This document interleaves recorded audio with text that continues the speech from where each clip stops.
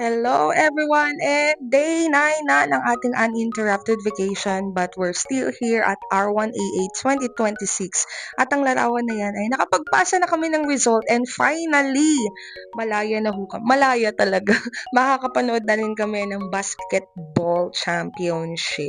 So ayan, nagkaroon po muna kami ng photo opportunity together with the Pangasinan 2 people, of course my own delegation. Thank you so much po for this opportunity.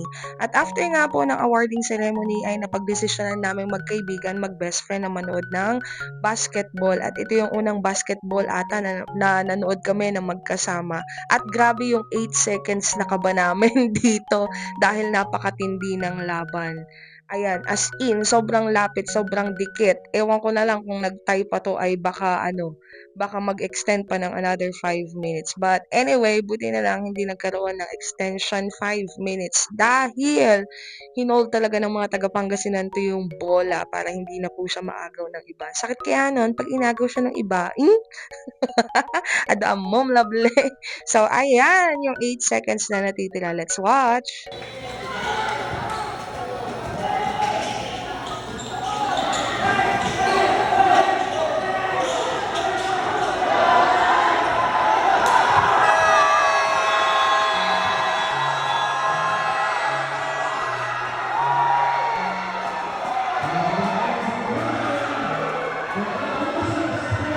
At ayun nga, nanalo ang Pangasinan 2 over Lawag City with a score of 92/90.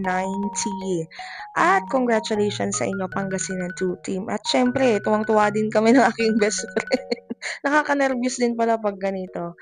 Then, ayan yung score nila.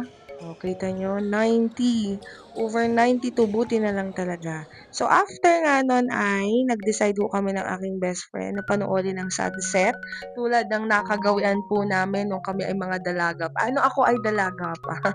Madalas kaming pumunta sa Bypass Pulay para panoorin yung sunset. Kasi gustong-gusto talaga yun ni Angel. Ewan ko ba bakit gustong-gusto niya ang manood ng sunset.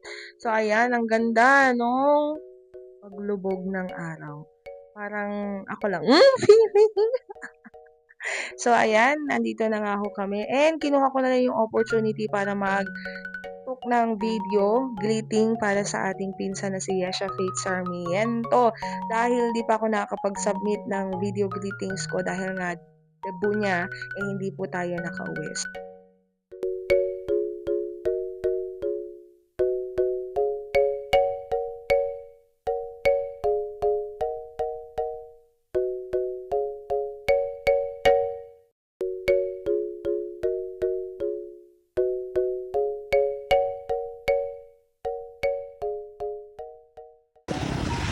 Magandang gabi po sa inyong lahat dyan sa Pilipinas. Pagpasensyahan nyo na po kung ganito po ang aking boses dahil napalaban po tayo sa matinding laban. Ate Yesha, mula dito sa Candon City, Ilocos. Ako ay bumabati ng happy birthday Ate Yesha Faith sa nag-iisa kong napaka-lovely na sister. Ate Yesha, lagi mong tatandaan na mahal ka namin. Proud na proud kami sa iyo. Ang prayer ko, naway i-grant ng Lord lahat ng secret petitions ng puso mo, lahat ng pangarap mo para sa sarili mo, pangarap mo para sa pamilya natin. Naway ibigay niya sa tamang panahon at nang naayon sa kanyang kalooban. Lagi mo ding tatandaan na proud kami sa iyo Ate Yesha dahil nakita namin ang paglaki mo bilang isang mabuting tao, respeto, magalang, at the same time, ang buhay mo ay pinapagamit mo sa ating Diyos na buhay. At Yesha, lagi mong tatandaan na lagi kaming naririto para sa iyo, para kay Kuya Jairos, para kay Kuya Jemuel, ano man ang kaya naming suporta, tulong na maibigay, wag na wag kang mahihiyang magsabi. Sa kulay blue, para doon sa kulay blue, si Kuya Alvin na muna ang bahala. At Yesha, enjoy the day, enjoy the night. Sorry dahil hindi man kita makita na maglakad sana doon sa may aisle, hindi ko man ma-witness yon. Lagi mong tatandaan na proud kami sa iyo, mahal na mahal ka namin. At anuman ang mga pangarap mo, again, tutulungan ka namin, ay panalangin at susuportahan na lahat ng ito ay maabot. At Yesha, again, happy birthday. Sorry again, Sister Yesha Faith at Apalia Sarmiento. Wala ng boses. I love you, sister. My only sister, Sister Yesha.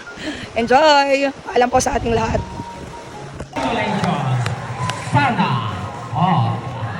Yun lamang po. Thanks for watching. God bless.